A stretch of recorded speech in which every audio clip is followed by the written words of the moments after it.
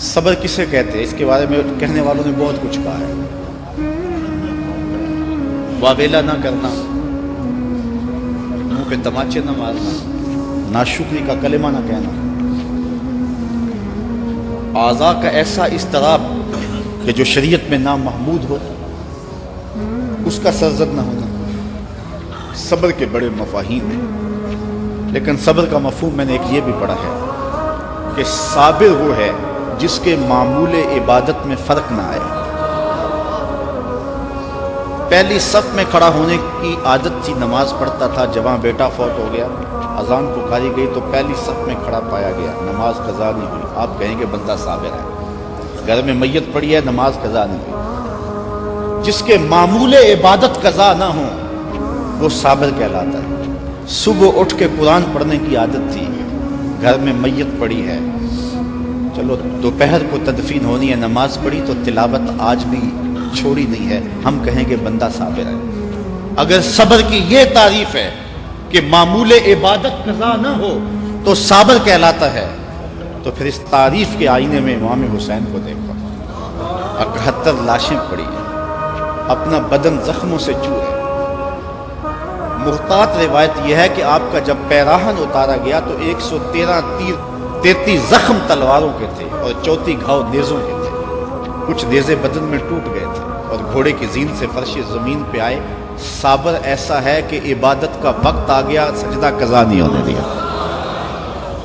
ایسا صابر ہے کہ سجدہ قضا نہیں ہونے دیا، آتے ہی پیشانی سجدے میں، اللہم رضن بقضائک وصبرن علی بلائک تسلیما لامرک، اے اللہ سب کچھ کٹا کے، اور بچوں کی لاشیں پڑی ہیں، حسین کے لخت سے خون بہ رہا ہے، لیکن حسین پھر بھی حاضر ہو گیا تیرے امر کو تسلیم کرتے ہوئے اور آنے والی مشکلوں پر صبر کرتے ہوئے، اور حسین تیرے حکم پہ راضی ہے، تو بھی بتا تو بھی حسین پہ راضی ہوا ہے یا کہ نہیں ہوا؟ صدائے غیب عبادت کا وقت ہے، اے فاطمہ کے لال تلاوت کا وقت ہے،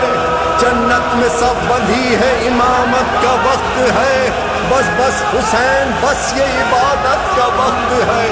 رکھ لی میان میں شہوالان ذوالفقار، وہ قول باندھے آئے کمادار 10,000، وہ بے شمار تھے وہ کے پھلار ایک حسین، وہ سینکڑوں پیام اجل اور ایک حسین، ڈوبے ہوئے تھے خون میں گیسو حسین کے،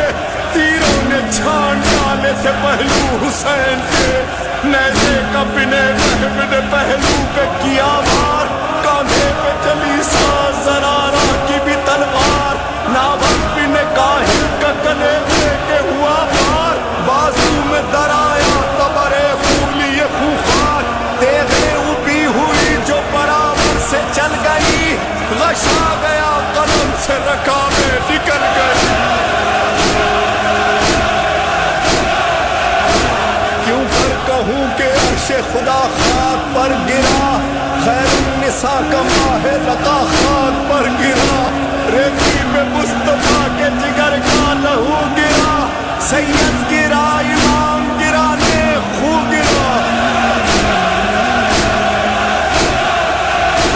وہ ظلم ہو رہا تھا کہ دنیا الٹتی تھی، جب زیر تیغ گردن شبیر کٹتی تھی، وہ کند تیغ زینب و زہرا پہ چلتی تھی، ماتم کنا نماز تھی اور خون روتی تھی، جاری تھی یہ صدا کہ نبی کا نواسا ہوں، اماں پلاؤ پانی، میں پیاسا ہوں، میں پیاسا ہوں۔ آواز آ رہی ہے، اس نواسے پر محمد مصطفیٰ کو ناز ہے، اس پیاسے پر علی شیر خدا کو ناز ہے، اوروں نے بھی سجدے کیے پر اس کا عجب انداز ہے، اس نے وہ سجدہ کیا جس پر خدا کو ناز ہے۔ عابد ایسا کہ معمول عبادت قضا نہیں ہوا، سجدہ قضا نہیں ہوا۔ اب آپ جانتے ہیں کہ امام حسین کا سر جو تھا سجدے میں جھکا ہوا تھا کہ دستے قاتل نے سر انور کاٹ لیا،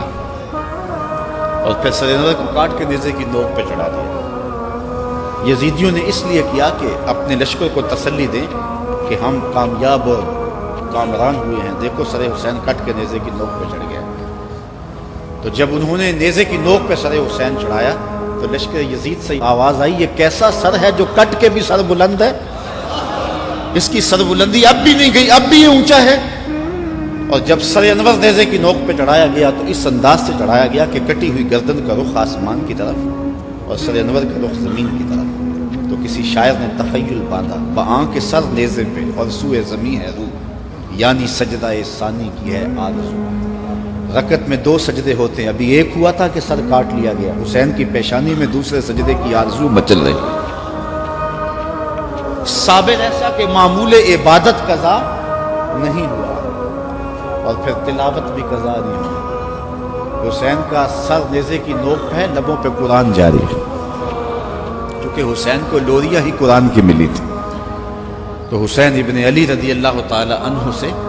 صبر سیکھا جاتا ہے، استقامت سیکھی جا سکتی ہے اور اپنی زندگی میں اس کا چراغاں کیا جا سکتا ہے۔